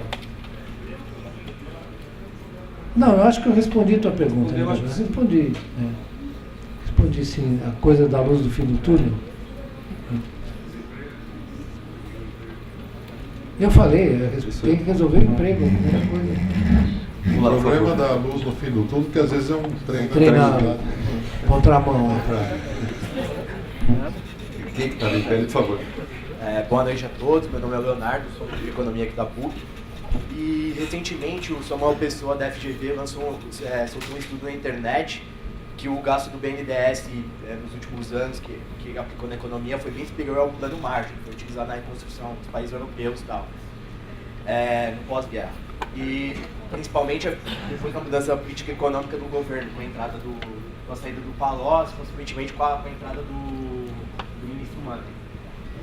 E eu queria perguntar para você, Beluso, diante do insucesso que acabou sendo essa política econômica, como você justifica a sua posição firme a favor de políticas anticíclicas e por que nesse momento da economia daria certo? Obrigado. Não, eu fui contra políticas pró-cíclicas, porque eu expliquei para você. É melhor eu explicar direito assim. O mercado quis formar um consenso de que a situação da economia fiscal era desastrosa, era mentira. Mentira deslavada. Por quê? Porque você teve superávites primários, a despeito da taxa de juros, né, alta, você teve superávites primários em todos os anos, exceto no ano 2014. Nesse ano, a economia cresceu nada e o déficit primário foi 0,6. Certo? Então, eu sou contra medidas pró-cíclicas, porque o que foi feito foi fazer um ajuste pós-cíclico, de jogar a economia mais para baixo. Certo? Então, não era para... Ali naquele momento, você tinha que fazer uma política inteligente de manutenção do investimento público para fazer com que a economia voltasse a crescer e a receita fiscal pudesse cair. Se você olhar o que aconteceu com a receita fiscal, quando a economia começou a desacelerar, porque a receita fiscal tem uma enorme elasticidade em relação ao PIB, enorme, certo? Exatamente pelas razões que eu apontei. Você tinha que fazer exatamente manter o investimento numa trajetória que impedisse, por exemplo, que de repente as empresas privadas cortassem todo o gasto de investimento e começassem a despedir gente. Quando o Levy deu o sinal, o que todo mundo viu? Eu vou correr e ficar de costas para a parede, para não usar outra expressão, né? Ficar de costas para a parede. Então, as empresas se ajustaram rapidamente, cortaram o gasto. E o desemprego se expandiu também rapidamente. Quer dizer, você cortou o investimento das empresas e cortou o consumo pelo desemprego. Você acha que é legal? É bom isso? Né? Foi legal? Não foi, né? Então, não dá, esse negócio aí não dá. O Samuel Pessoa confundiu o plano Marshall com o negócio do BNDES. Franca, ele não sabe o que é o plano Marshall. Ele não tem noção do que foi o plano Marshall. Sabe o que foi o plano Marshall? O plano Marshall, na verdade, foi um financiamento da recuperação das economias europeias, sobretudo da economia alemã. O que eles deram? Deram dólares para eles poderem, na verdade, fazer a expansão das suas economias sem inflação. Você sabe que a Alemanha fez uma reforma monetária em 1948? Ele sabe disso? Não sabe. Então ele fez uma reforma monetária exatamente para eliminar o excesso de liquidez que foi criado pelo período anterior.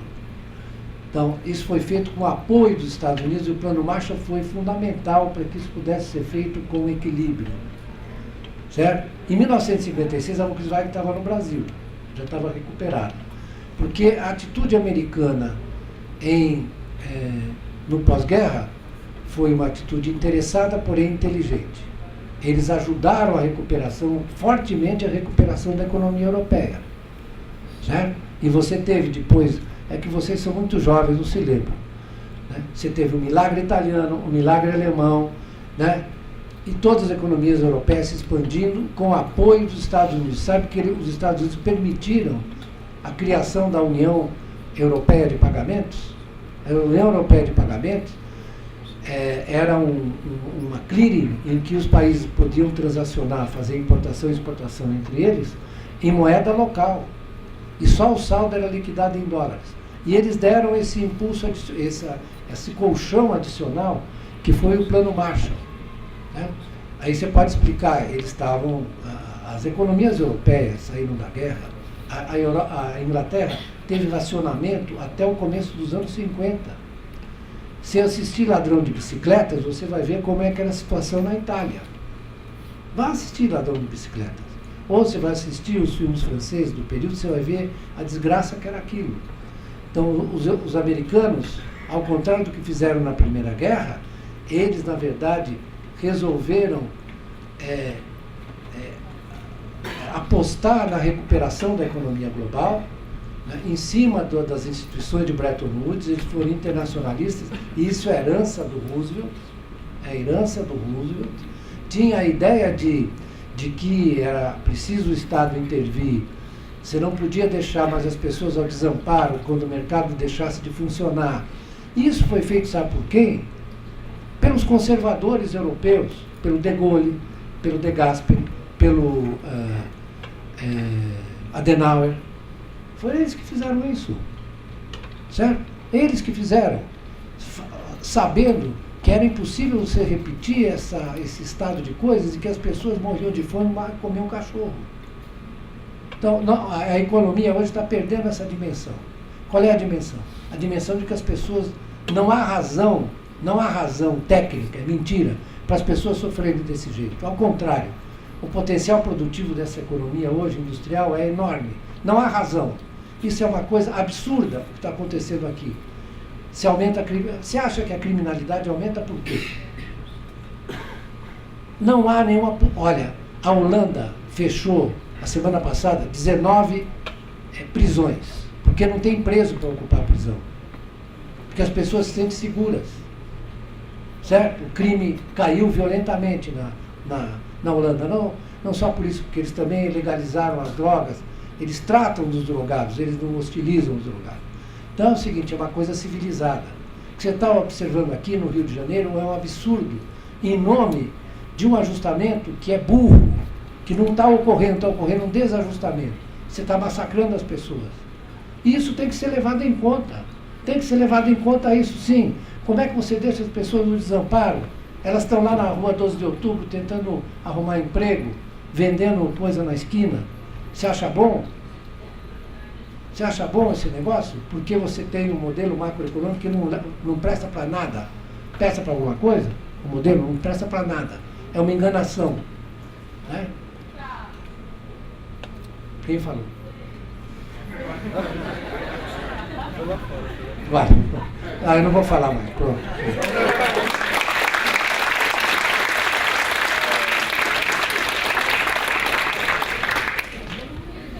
Por favor. É uma curiosidade que eu tenho. O professor Beluso comentou que hoje as pessoas não estão muito dispostas a ouvir as outras, né? O outro lado, o outro argumento.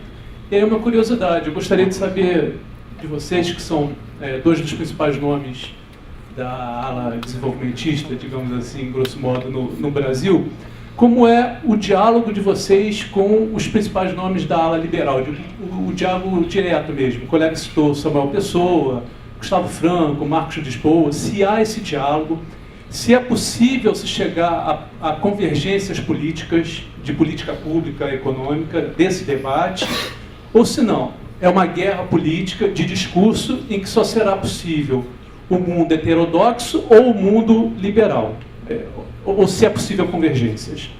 E a outra, que eu gostaria só de lembrar, assim, essa confusão do discurso do orçamento doméstico com o orçamento público, como o discurso político atrapalha isso também. Eu me lembro do Lula, no auge do governo dele, falando porque minha galega diz que em casa só gasta o que consome, não sei o quê, papapá. Então isso, de certa forma, confunde a comunicação de massa, confunde a cabeça das pessoas também.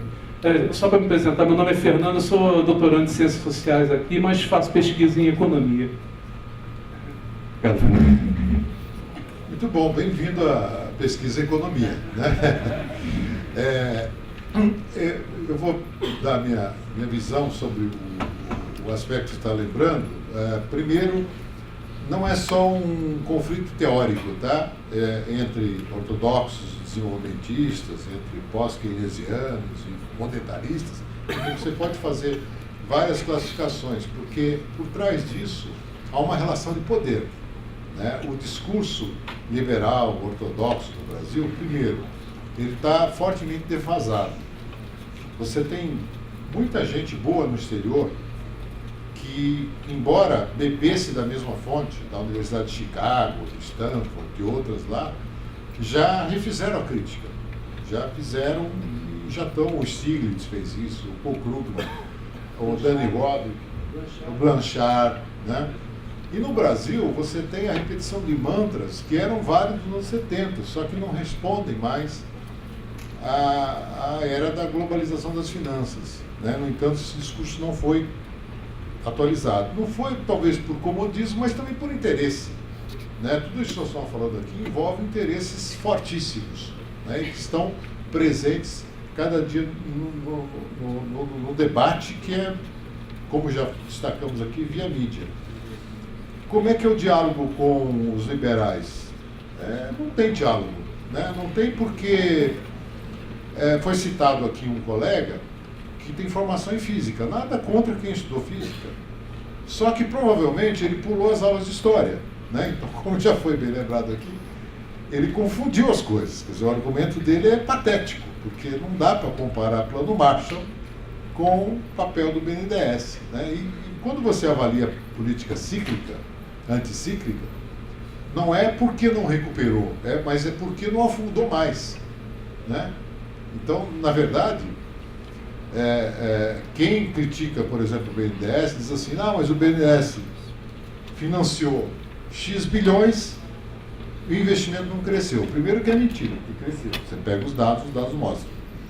E segundo, se não fosse o BNDES, com as taxas de juros que são praticadas no Brasil, o investimento teria afundado mais ainda, né? Então, eu vejo que, na verdade, essa aparente só divergência teórica envolve uma relação de poder muito forte. Obrigado. Ele respondeu a mesma coisa que eu ia responder. Se você restringir o debate econômico simplesmente uma divergência teórica, você não vai entender o que está acontecendo. Porque trata-se, no fundo, de expressões de estruturas de poder, né? Então, a trincheira dos chamados ortodoxos, né, é a trincheira do mercado que se autoequilibra, né? Isso, na verdade, tem um poder enorme de convencimento em si, porque não é só a coisa dos economistas, que isso foi transferido, foi absorvido por gente que não é economista, né? Mas o debate econômico é tão avassalador, e ele é tão importante na vida das pessoas, que você conversa, por exemplo, outro dia eu estava conversando com um motorista de táxi, e ele me reconheceu porque ele é de Palmeiras e tal, assim. E aí começamos a conversar com ele, e etc. Aí ele começou a dar as opiniões econômicas, etc. Eu falei, mas escuta aqui, como é que está a vida para você? Falei, doutor, piorou muito. E você fica dizendo que precisa ajustar, que precisa... Eu fui explicando para ele qual era o circuito da compaciência, como é que é o circuito do gasto-renda, como é que é... Fui explicando, né? Bom, aí no final ele falou assim, será que o senhor acharia uma vaga para o meu filho que ele quer treinar no Palmeiras? Eu falei, isso aí eu não vou fazer mais. Isso aí eu não vou fazer mais, porque eu não tenho mais nada a ver com o já fiz o que eu tinha que fazer, ou deixei de fazer o que eu tinha que fazer, né? Então não quero mais me meter em Palmeiras e tal. Agora, esse convencimento é muito importante. Como disse o Lacerda, né? A economia ao mesmo tempo, uma narrativa, né? Eu estou lendo vários livros de físicos que estão se enfiando no campo da economia, você falou em físico, né? E eles estão começando a introduzir na economia a noção de complexidade.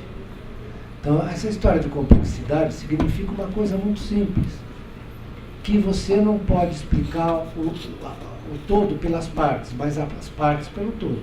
Então, isso é um sistema de relações, né? Sistema de relações que eles chamam de relações complexas.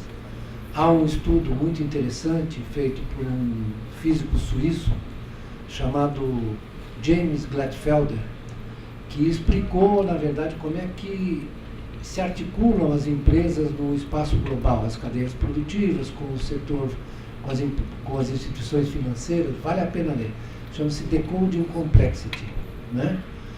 A matemática é um pouco difícil, mas você pode pular e olhar, na verdade, a explicação econômica. E tem muitos físicos que estão começando a entrar no campo da economia e fazer uma coisa que os economistas, como o Schumpeter, o Marx e o Keynes já fizeram, que tratam a economia não como uma relação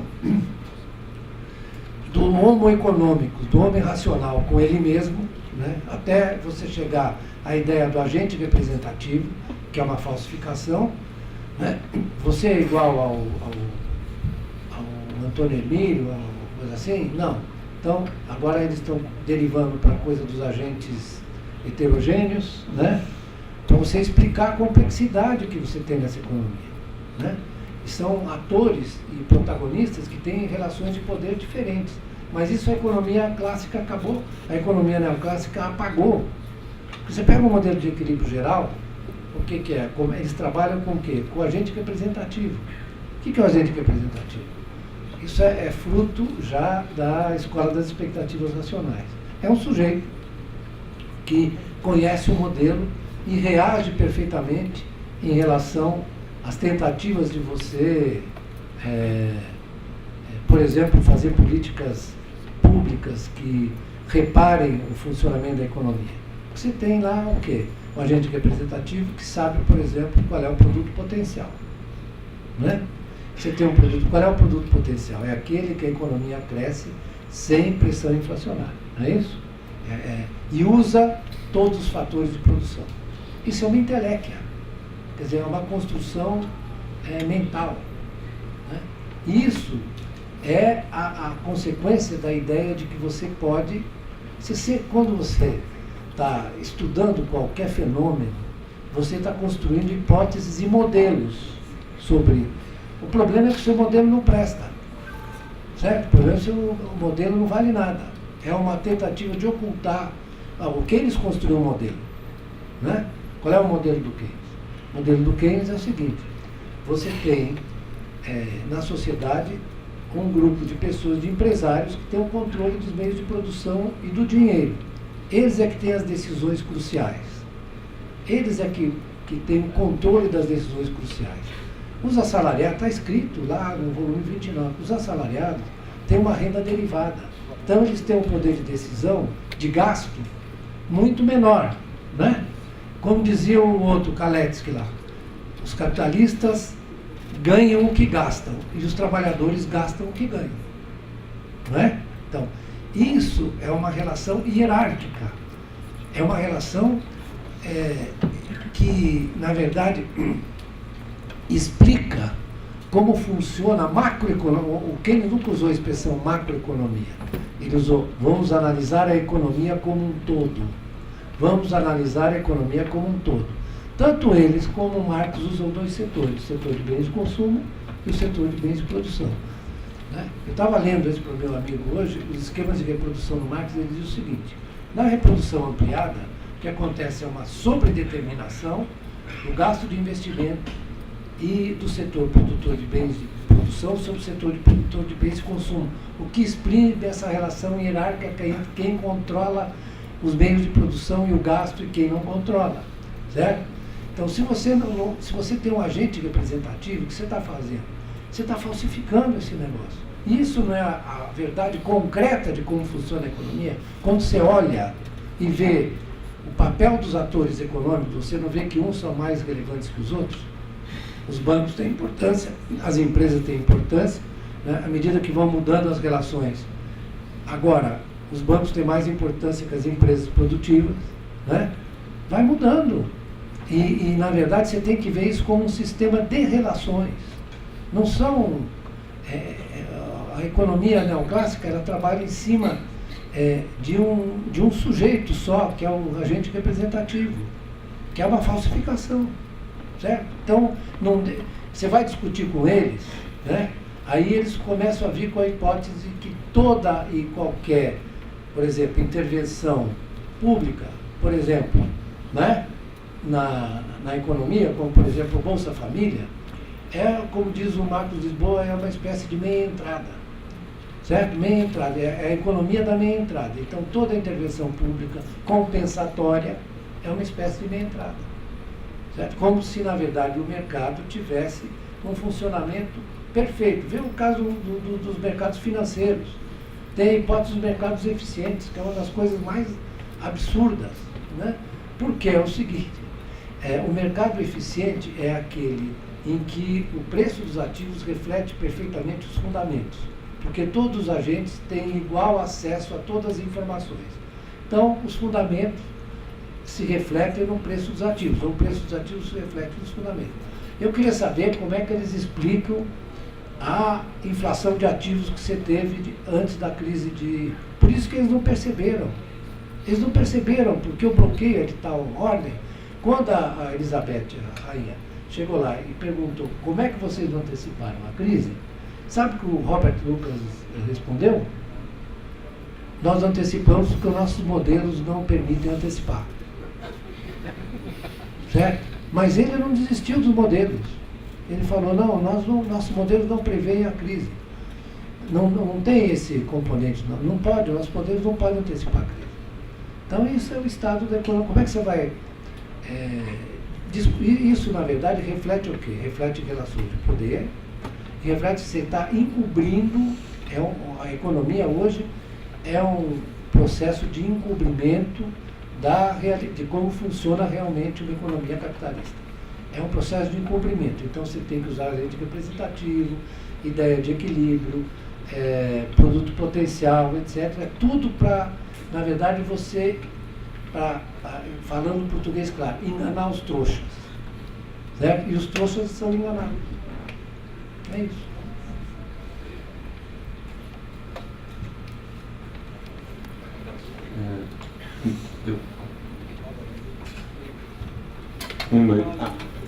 Boa noite. Meu nome é Rudá, eu estou no primeiro semestre da Economia e, na verdade, o professor Beluso, na verdade, eu não consegui ouvir a pergunta de lá, eu não sei se, na verdade, ela não foi feita sobre a indústria 4.0. É um tema que eu acho bastante bacana e pensando um pouco sobre, talvez, o outro lado do tema, né, crise e perspectivas, pensando um pouco em perspectivas, não daria para a gente começar a fazer um debate econômico na atualidade que inclua a indústria 4.0 de uma forma mais ampla, principalmente uma preocupação que me bate muito quando a gente começa a falar de indústria 4.0 é sobre a precarização do trabalho. Precarização e talvez até no limite o desemprego. E como que a gente pode começar a pensar talvez um pouco mais a longo prazo, como que a gente se adapta a entrar nessa saída. Eu acho que o professor Lacerda, inclusive, comentou que já era um desafio fazer com uma indústria bem preparada, fazer com uma indústria não tão preparada já se torna 1000 vezes mais difícil.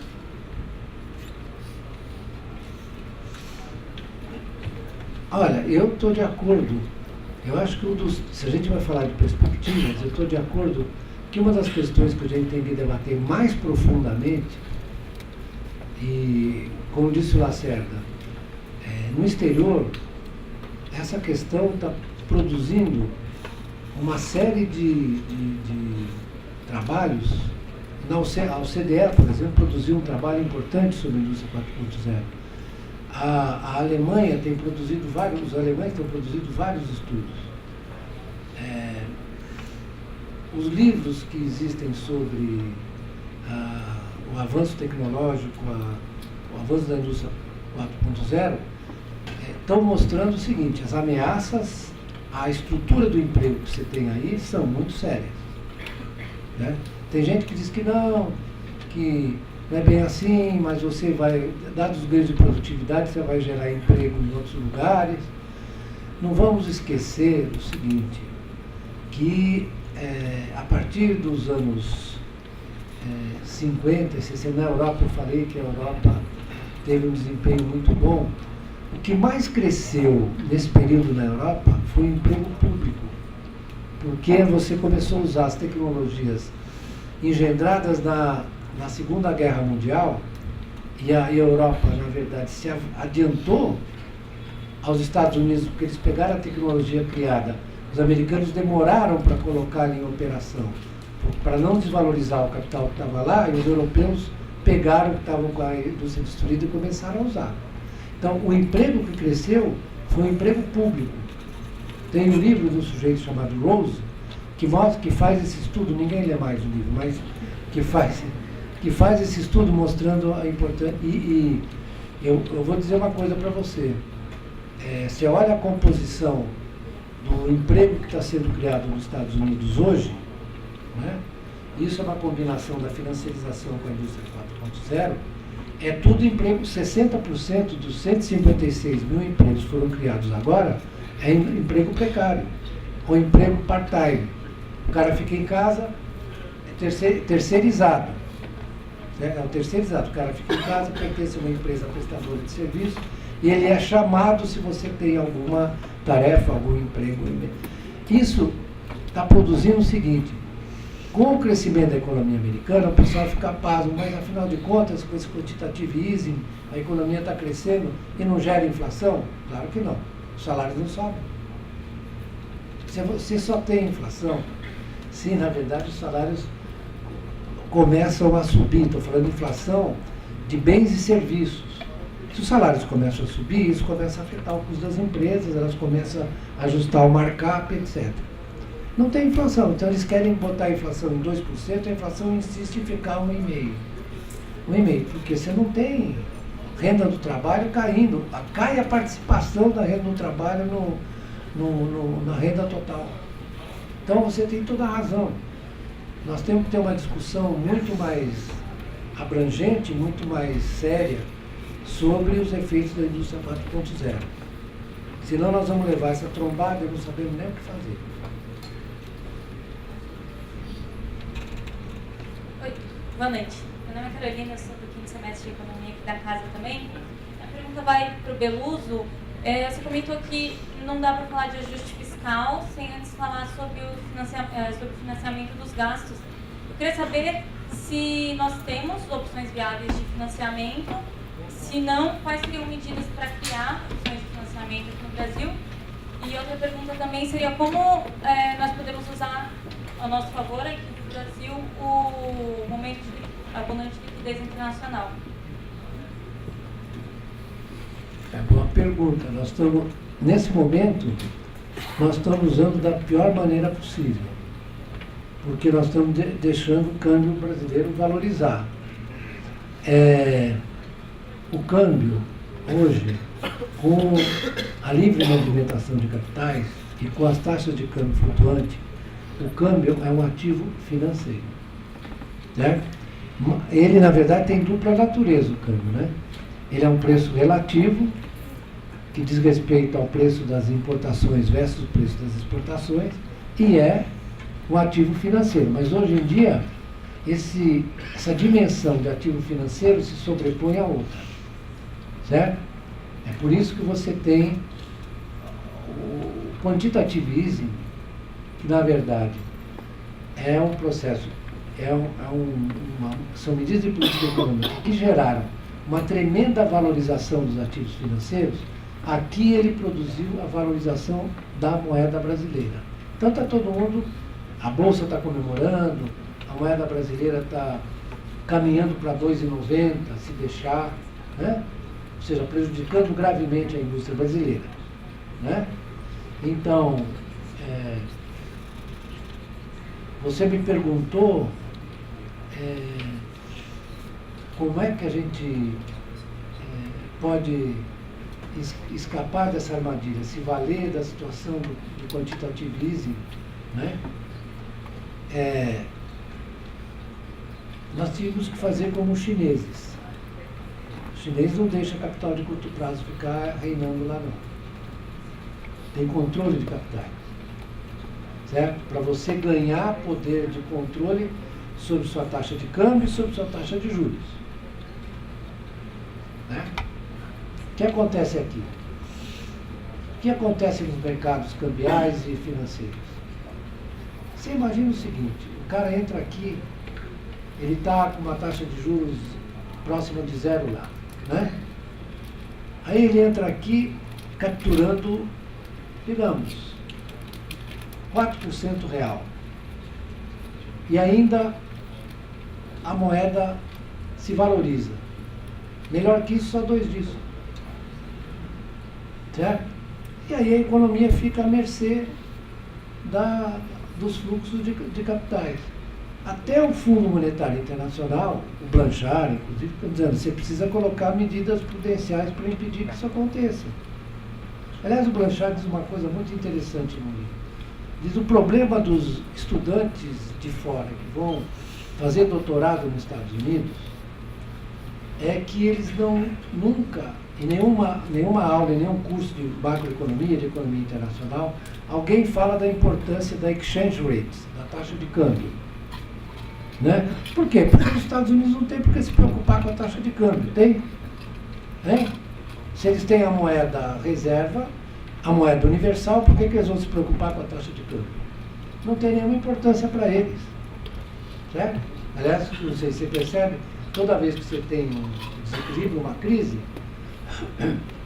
internacional, o pessoal corre para quê? Para onde? Para o dólar. Por quê? Porque essa é a moeda universal. Então você tem uma hierarquia de moedas. Tem umas que são conversíveis, outras que não são conversíveis. Então você pega a crise asiática, para onde o dinheiro correu? Para o dólar. A crise da dívida externa brasileira, para o dólar. Quando deu a... Até na crise... Isso. Na crise subprime, os caras correram para o dólar. Porque é a moeda universal. Isso é um problema hierárquico, é um problema de poder. Então a moeda não é uma questão técnica. A moeda é uma questão social e política. Certo? Então, se você... Os chineses, o que fazem? Eles usam o seu poder, o poder do seu Estado Nacional, para estabelecer as condições em que ele se integra à economia internacional. O que é que entra na China? Investimento direto produtivo. Pode entrar. Fluxo de curto prazo de capital entra lá? Não entra. O People's Bank of China não deixa. Certo? Isso era assim também, ó, nos anos 70, por exemplo, o Japão tinha controle de capitais, a Coreia tinha controle de capitais. Aí nos anos 80 eles resolveram fazer uma brincadeira e abrir financeiramente a economia. Deu a crise japonesa de 89, deu a crise asiática de 97, 98. Né? Isso é um negócio que está esfregando na cara das pessoas e elas não olham. Que esse sistema é assimétrico. É assimétrico. Então, né? Agora eu não sei, você imagina você fazer controle do câmbio, deixar o câmbio desvalorizado aqui, como é que o pessoal do Jardim Europa vai para Miami? Vai ficar mais caro, eles vão ficar nervosos. Né? Vão ficar chateados, porque eles não podem ir a Miami, um centro em que eles vão adquirir conhecimentos, se civilizar, essas coisas. Certo? Chega, não. Vamos encerrar. Não, e só um detalhe, né? Se o mercado de fato funcionasse no Brasil, com essa enorme liquidez internacional, as nossas taxas de juros estariam muito abaixo dos 4% reais. É isso mesmo. Verdade? Pessoal, agradeço então a participação de todos. Professor Lacerda, professor Beluso, obrigado.